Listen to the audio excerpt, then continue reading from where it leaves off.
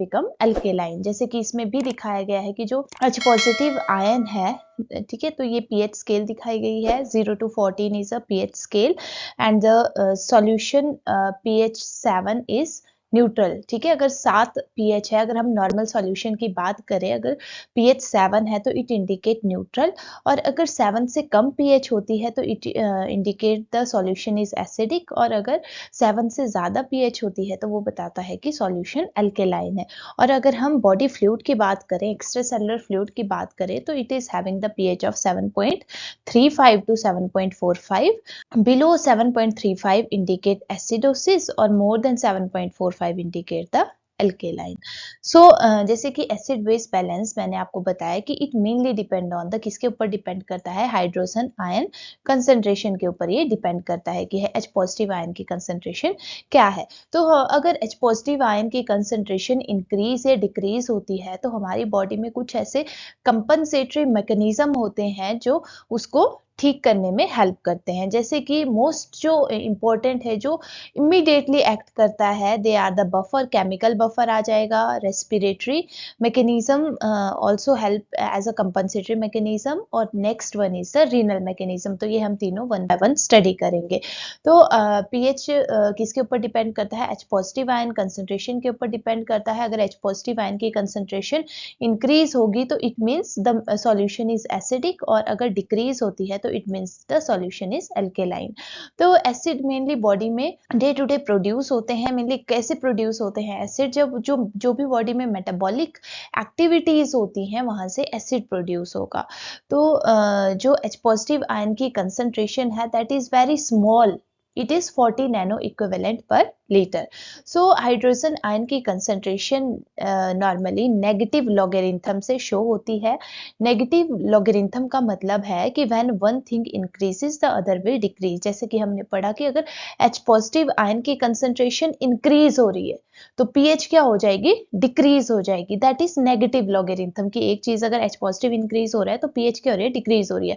अगर H positive decrease हो रहा है तो पीएच इंक्रीज हो रही है। तो it indicate the negative logarithm कि वो अपोजिट एक्ट करते हैं। देन एसिड क्या होते हैं, दीज आर द डोनर। ठीक है, डोनर ऑफ हाइड्रोजन आयन और H पॉजिटिव आयन, और बेस क्या होते हैं, एक्सेप्ट करते हैं ये हाइड्रोजन आयन को। और अगर इन जनरल बात करें तो pH scale will range from 0 to 14 ये रेंज करता है। और अगर हम एक्स्ट्रा सेलुलर फ्लूइड की बात करें तो जो नॉर्मल पीएच है दैट इज 7.35 to 7.45, और एवरेज अगर बात करें तो it is 7.4।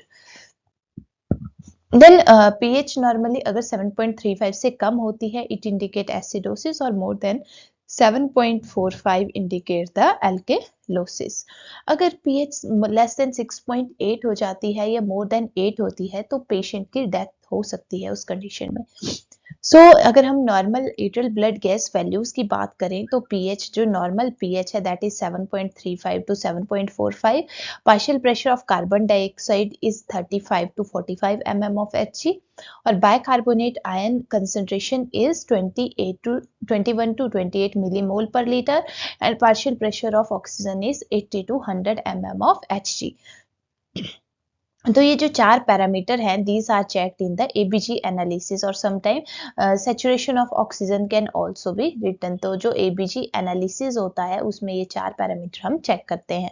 Next is venous blood is more acidic then atrial. क्यों ज्यादा एसिडिक होता है, because it is having the high concentration of carbon dioxide उसमें ज्यादा प्रेजेंट होती है, और मोस्ट ऑफ जो एंजाइम है वो एक स्पेसिफिक पीएच में ही वर्क करते हैं। स्पेसिफिक पीएच जैसे कि गैस्ट्रिक जूसेस है, पैनक्रियाटिक एंजाइम्स हैं, ठीक है, उसमें जो एंजाइम प्रेजेंट है वो किसी स्पेसिफिक पीएच में ही वर्क करेंगे। तो हमारी बॉडी में जो स्ट्रॉन्ग एसिड है that is HCl which is present in the gastric juice में ये प्रेजेंट होता है। Weak acid are the lactic acid, carbon dioxide और कार्बोनिक एसिड, और स्ट्रॉन्ग बेसिस सोडियम हाइड्रोक्साइड, और वीक बेसिस सोडियम बाइकार्बोनेट और bicarbonate.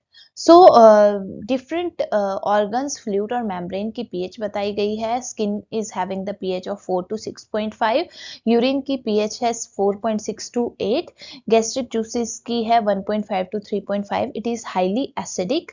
Bile is having the pH of 7.6 to 8.8, pancreatic juices are having the pH of 8.8, it is alkaline in nature, vaginal fluid is having pH less than 4.7, cerebrospinal fluid is having pH of 7.3 and blood is having pH of 7.35 to 7.45. Intracellular fluid is having the pH of 6 to 7.2 and venous blood is having pH of 7.35 और average atrial blood is having the pH of 7.4.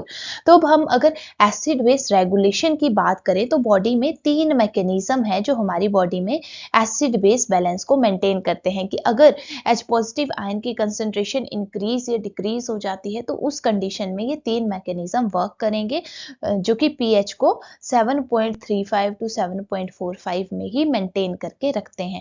तो ये इन mechanism में first one is buffer system, second one is respiratory system और third one is the renal system.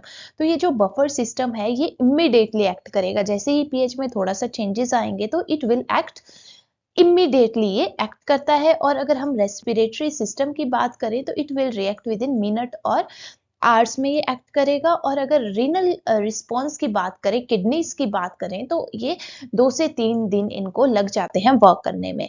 तो first line of defence में क्या आ जाएगा, केमिकल बफर सिस्टम आ जाएगा जो कि बाइकार्बोनेट बफर है, फॉस्फेट और प्रोटीन बफर जिसमें आ जाएगा। और सेकेंड लाइन ऑफ डिफेंस में फिजियोलॉजिकल बफर आ जाएंगे जिसमें रेस्पिरेटरी मैकेनिज्म और रीनल मैकेनिज्म हम स्टडी करेंगे।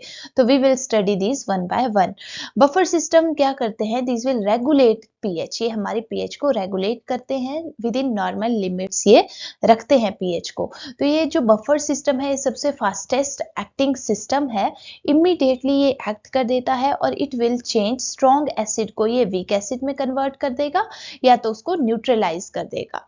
ठीक है, तो इसमें जो मैकेनिज्म है वो 3 मैकेनिज्म हम स्टडी करेंगे, carbonic acid bicarbonate, monohydrogen dihydrogen phosphate buffer और intracellular that is plasma protein और हीमोग्लोबिन बफर। तो ये हम तीनों इसमें स्टडी करेंगे। तो सबसे पहले है बाइकार्बोनेट बफर। बाइकार्बोनेट बफर में क्या बोला है कि जो नॉर्मल रेशियो है बाइकार्बोनेट और कार्बोनिक एसिड की दैट इज 20:1 होती है। ठीक है, कि bicarbonate is 20 time more than the carbonic acid.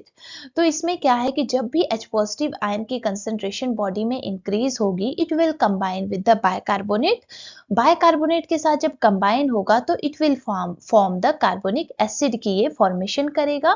This carbonic acid will further dissociate into carbon dioxide और water in the presence of enzyme carbonic anhydrase. ठीक है, तो कार्बोनिक एनहाइड्रेज क्या करता है, एज अ कैटलिस्ट एक्ट करेगा, मतलब ये इस रिएक्शन की स्पीड को इंक्रीज कर देगा। तो ये जो कार्बन डाइऑक्साइड रिलीज हुई this is excelled through the lungs, तो ये क्या होगी, एक्सेल हो जाएगी लंग्स के थ्रू। तो in this way H positive ion concentration will be decreased. तो ये थे बाइकार्बोनेट बफर। नेक्स्ट है phosphate buffer. Phosphate mainly extracellular fluid में बहुत कम क्वांटिटी में प्रेजेंट होता है। It is mainly present in the intracellularly, ये प्रेजेंट होगा ज्यादा।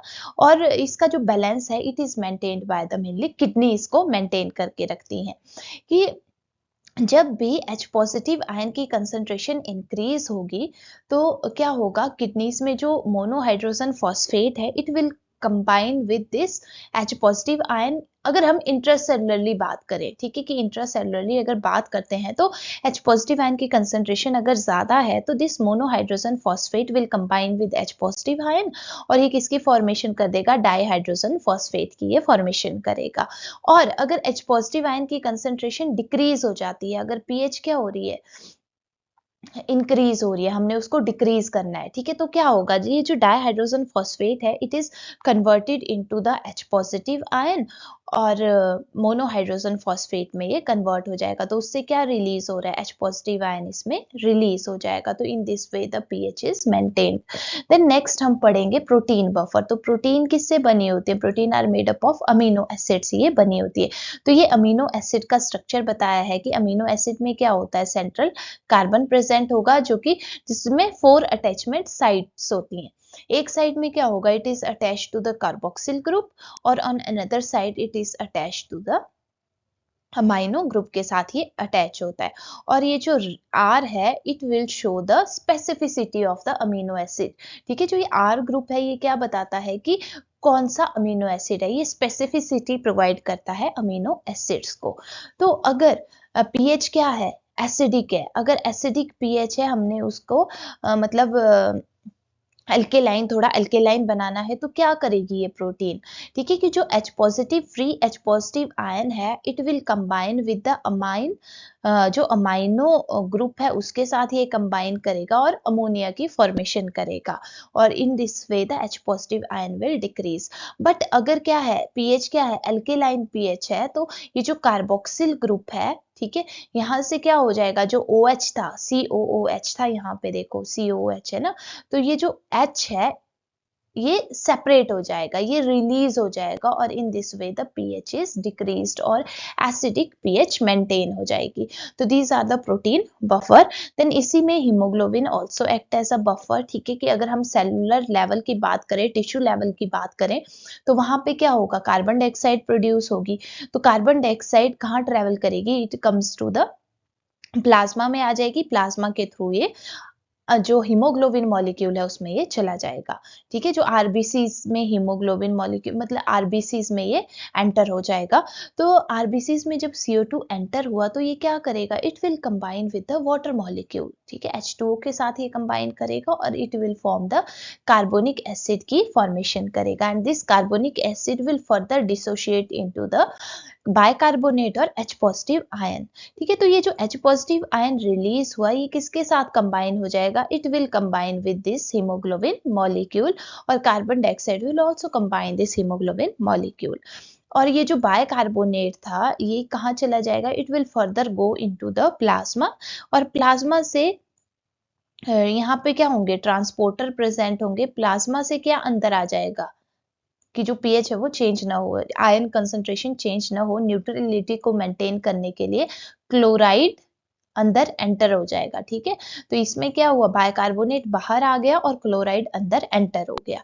तो जब ये मॉलिक्यूल कहाँ पहुंच जाएगा, लंग्स में पहुंचेगा। ठीक है, तो क्या होगा, this bicarbonate is again entered into the RBC और जो क्लोराइड है वो बाहर आ जाएगा। ठीक है, क्लोराइड मॉलिक्यूल बाहर आ जाएगा और this bicarbonate will combine with this H positive ion, जो हीमोग्लोबिन के साथ कंबाइन हुआ था, हीमोग्लोबिन इसको रिलीज कर देगा और bicarbonate will combine with this H positive ion और ये क्या फॉर्म करेगा, कार्बोनिक एसिड की फॉर्मेशन करेगा। Carbonic acid will further dissociate into carbon dioxide और water in the presence of carbonic anhydrates की प्रेजेंस में और in this way the carbon dioxide is released through the lungs के through ये release हो जाएगी। तो ऐसे ये पीएच मेंटेन होगा। तो यहाँ पे जो हमने पढ़ा कि बाइकार्बोनेट बाहर आ रहा है और क्लोराइड आरबीसीज के अंदर जा रहा है, this is called as the Hamburger phenomena और क्लोराइड शिफ्ट भी इसको बोलते हैं। ठीक है, तो ये है क्लोराइड शिफ्ट की, जिसमें क्या है कि बाइकार्बोनेट जब प्लाज्मा में आएगा तो क्लोराइड उसके वाइस वर्सा आरबीसीज में एंटर हो जाएगा।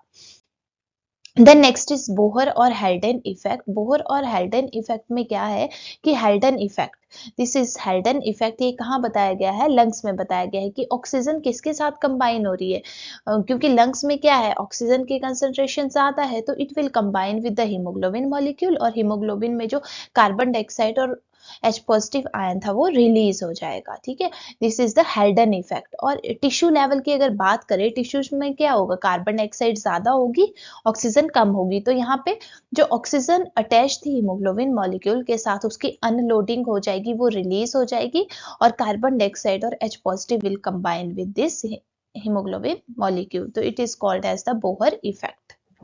Then next are the respiratory mechanism. Buffer system हमने पढ़ लिया, उसमें बाइकार्बोनेट बफर थे, मोनोहाइड्रोफॉस्फेट बफर थे एंड प्रोटीन बफर, जिसमें हीमोग्लोबिन बफर भी प्रेजेंट था। Then second buffer are the respiratory mechanism. तो लंग क्या करते हैं, लंग एक्सक्रीट करते हैं कार्बन डाइऑक्साइड को, so in this way they will help in maintaining the pH. ठीक है। तो जो हमने पहले पढ़ा कि जब H पॉजिटिव आयन की कंसंट्रेशन इंक्रीज हो जाएगी तो it will combine with bicarbonate के साथ कंबाइन होंगे और कार्बोनिक एसिड की फॉर्मेशन करेंगे और कार्बोनिक एसिड डिसोशिएट हो जाएगा कार्बन डाइऑक्साइड और वाटर मॉलिक्यूल में, जो कि कार्बन डाइऑक्साइड क्या हो जाएगी, एक्सेल हो जाएगी लंग्स के थ्रू। ठीक है। तो कार्बन डाइऑक्साइड क्या है, it is a volatile gas है। ठीक है। तो पीएच कैसे एडजस्ट होगी कि या तो पर्सन का जो रेट और डेप्थ है ब्रीदिंग की वो चेंज होगी, तो उस इन this way the lung help in maintaining the pH. कि अगर पर्सन को क्या हो गया, एसिडोसिस हो गया, तो पर्सन क्या करेगा, हाइपर वेंटिलेट करेगा, जल्दी जल्दी वो ब्रीथ करेगा कि ज्यादा से ज्यादा कार्बन डाइऑक्साइड बॉडी से बाहर निकले, तो in this way increase in the pH. ठीक है। बट इन केस ऑफ अगर हम एल्केलोसिस की बात करें तो एल्केलोसिस में क्या है, ऑलरेडी बॉडी में कार्बन डाइऑक्साइड की कंसंट्रेशन कम है, तो पर्सन क्या करेगा, हाइपोवेंटिलेट करेगा। हाइपोवेंटिलेट करेगा तो क्या है, कार्बन डाइऑक्साइड रिटेन होगा और पीएच डिक्रीज हो जाएगी।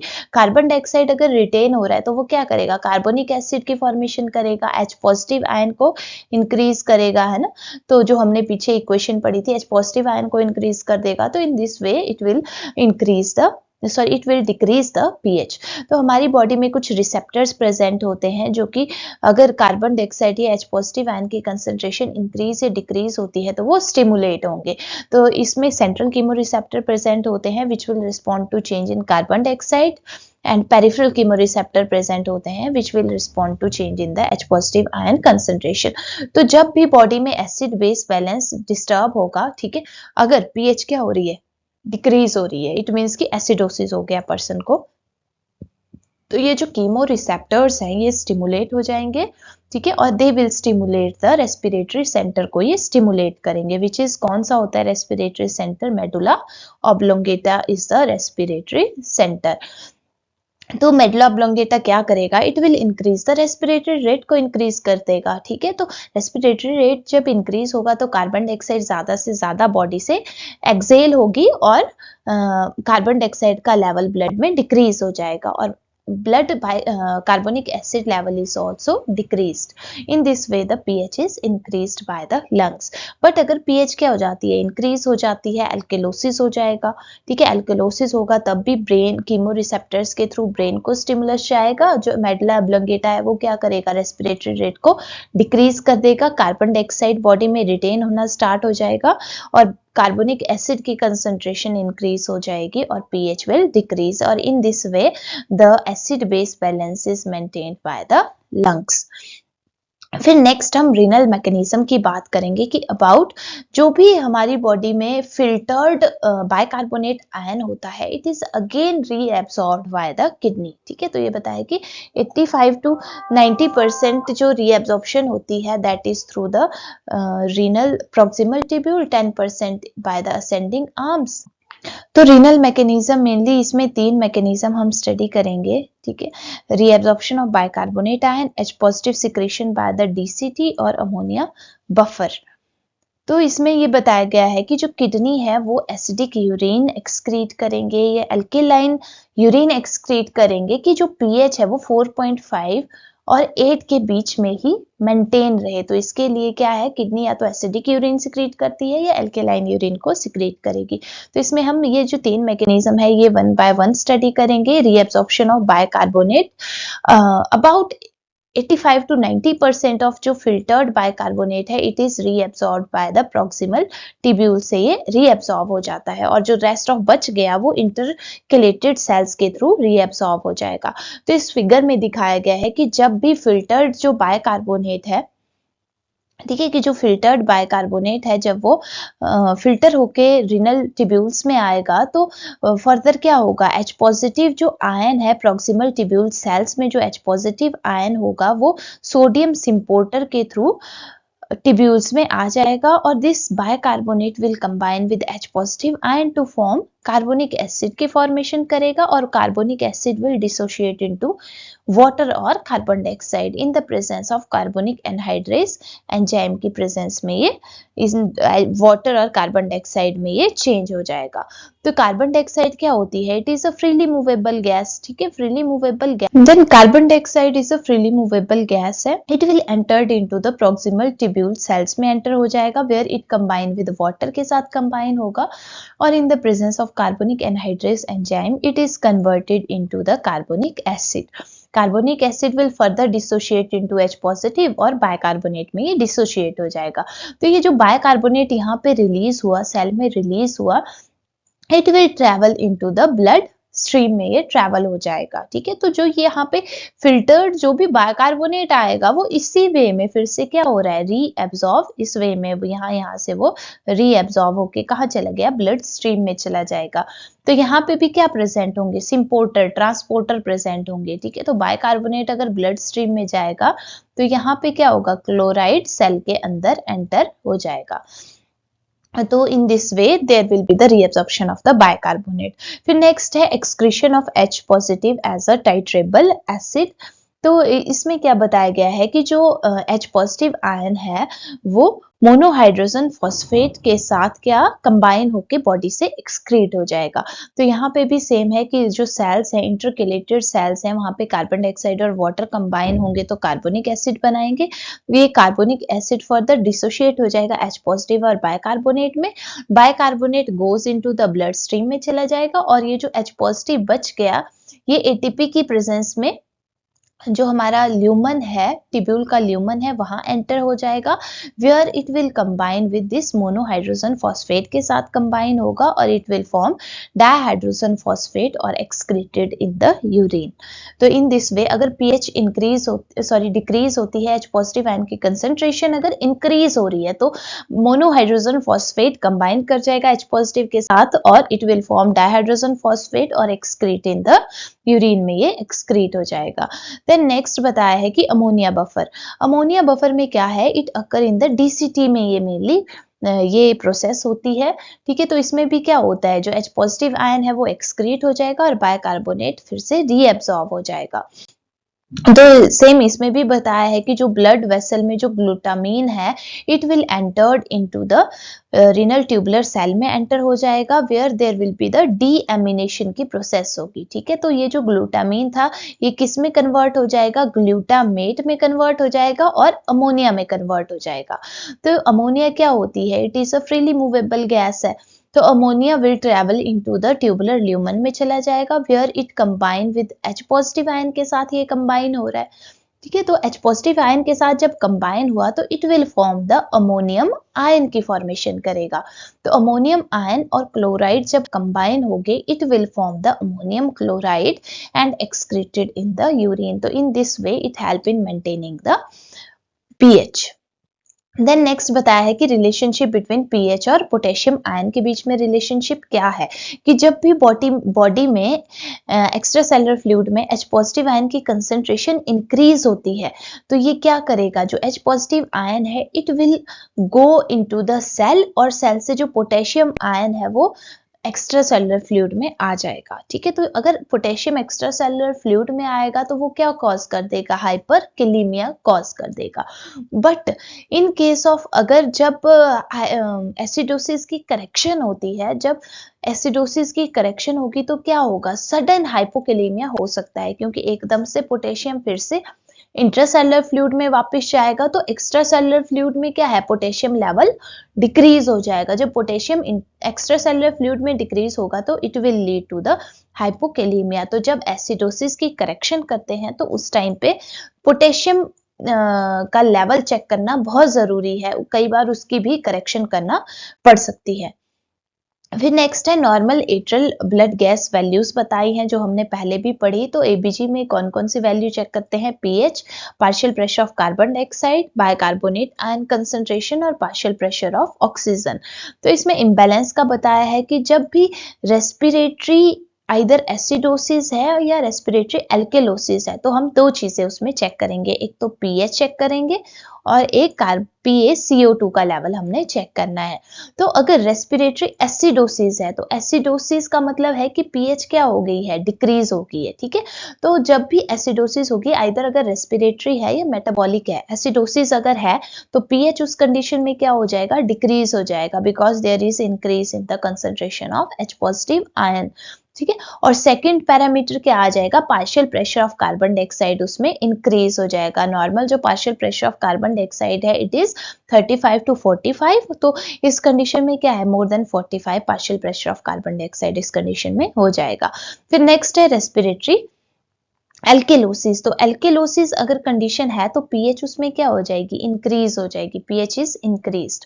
और partial pressure of oxygen is decrease, sorry partial pressure of carbon dioxide is decreased. ठीक है, तो इसमें जो पार्शियल प्रेशर ऑफ ऑक्सीजन है वो इसमें इंक्रीज हो जाता है, PaO2 इसमें इंक्रीज हो जाएगा। तो ये दो कंडीशन थी। अगर रेस्पिरेटरी कंडीशन है तो उसमें क्या है, हम PaCO2 चेक करेंगे और पीएच चेक करेंगे। बट अगर मेटाबॉलिक कंडीशन है, मेटाबॉलिक किसके ऊपर डिपेंड करता है, मेटाबॉलिक कंडीशन में हम बाइकार्बोनेट आयन कंसंट्रेशन चेक करते हैं और दूसरा है पीएच। ठीक है, कि अगर रेस्पिरेटरी कंडीशन है तो हम पीएच चेक करेंगे और partial pressure of carbon dioxide check करेंगे, और अगर मेटाबॉलिक कंडीशन है तो उसमें बायकार्बोनेट इज द इंडिकेटर। ठीक है, बायकार्बोनेट और पीएच चेक करेंगे। तो अगर एसिडोसिस है तो पीएच क्या हो जाएगा, डिक्रीज हो जाएगा, और bicarbonate ion concentration is also decreased. But अगर मेटाबॉलिक एसिडोसिस है तो पीएच क्या हो जाएगी, इंक्रीज हो जाएगी, क्योंकि एल्केलोसिस है तो पीएच इंक्रीज हो जाएगी और increase in the bicarbonate ion concentration.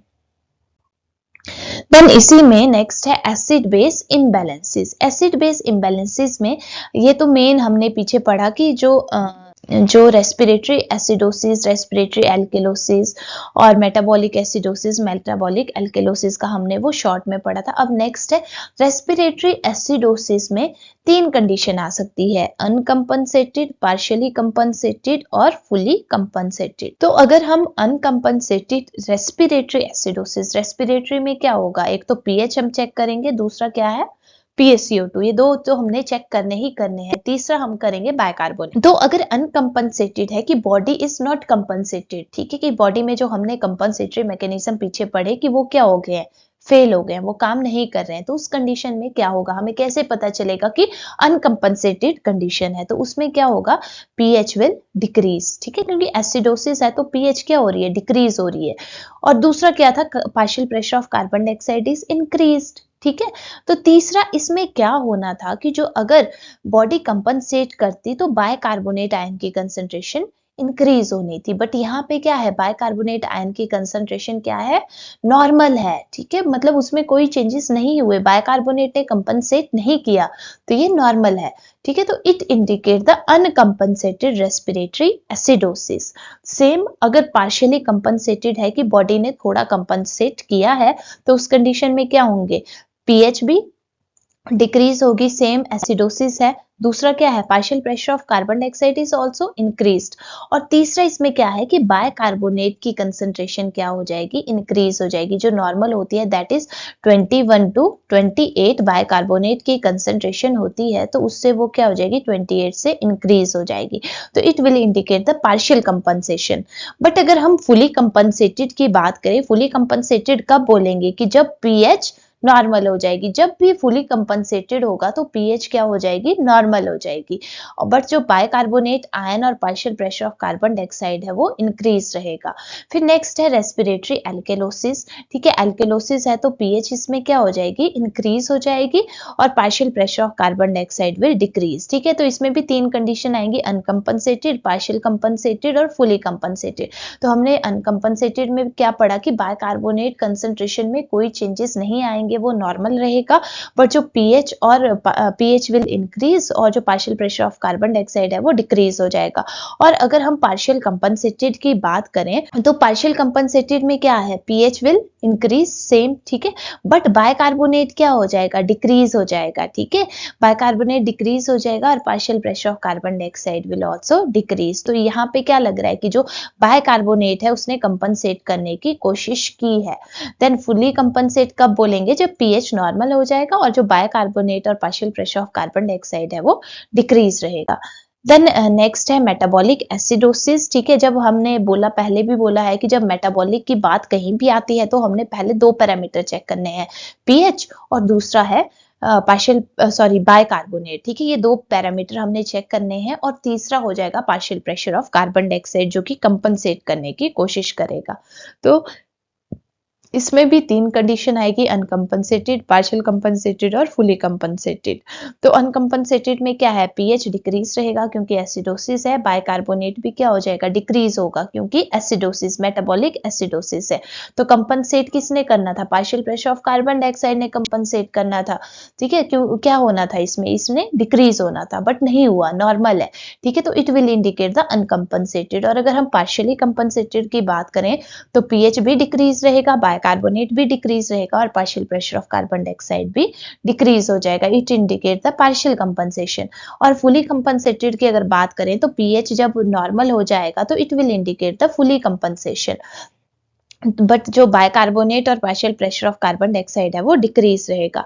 फिर नेक्स्ट हम बात करेंगे मेटाबॉलिक एल्केलोसिस की। मेटाबॉलिक एल्केलोसिस में अनकम्पनसेटेड, पार्शियली कंपनसेटेड और फुली कंपनसेटेड सेम।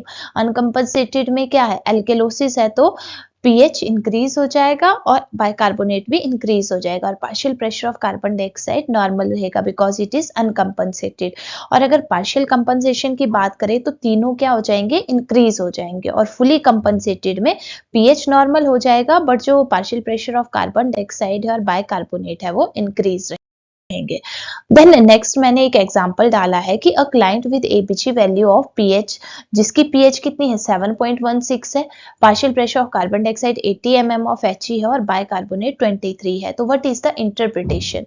ठीक है, तो इंटरप्रिटेशन में बोला है कि respiratory acidosis with compensation, respiratory acidosis without compensation, metabolic acidosis without compensation या मेटाबॉलिक एसिडोसिस विद कंपनसेशन। तो अब देखिए इसमें 3 चीजें हैं, पीएच क्या बताइए 7.16, तो अगर 7.16 है तो ये क्या है, पीएच क्या है, डिक्रीज है। ठीक है, और partial pressure of carbon dioxide क्या है, it is increase because normal कितना होता है 35 to 45। ठीक है, और तीसरा है HCO3, HCO3 इसमें क्या है, नॉर्मल है, मतलब इसने कंपनसेट नहीं किया। ठीक है, तो जो दो वैल्यू है पीएच और partial pressure of carbon dioxide, ठीक है, पीएच डिक्रीज है इट इंडिकेट एसिडोसिस और PaCO2 इंक्रीज है it indicate respiratory, but bicarbonate normal है तो इट इंडिकेट अनकंपनसेटेड। ठीक है, तो इसमें कौन सा सही आंसर है, रेस्पिरेटरी एसिडोसिस विदाउट कंपनसेशन। फिर नेक्स्ट है पॉइंट टू रिमेंबर कि जब भी बाइकार्बोनेट क्या इंडिकेट करता है, it indicate the metabolic, indicator है कि मेटाबॉलिक एसिडोसिस है या एल्केलोसिस है, और carbon dioxide is a respiratory indicator. Then जब भी हमने, जैसे इस टाइप के क्वेश्चन एग्जाम में आ जाते हैं, 1 या 2 क्वेश्चन एसिड बेस बैलेंस से नॉर्मली एग्जाम में आते हैं, तो उसमें हमने कैसे चेक करना है, सबसे पहले अगर हमें कोई भी ऐसा क्वेश्चन आता है तो हमने पीएच चेक करना है सबसे पहले कि पीएच कम है या ज्यादा है।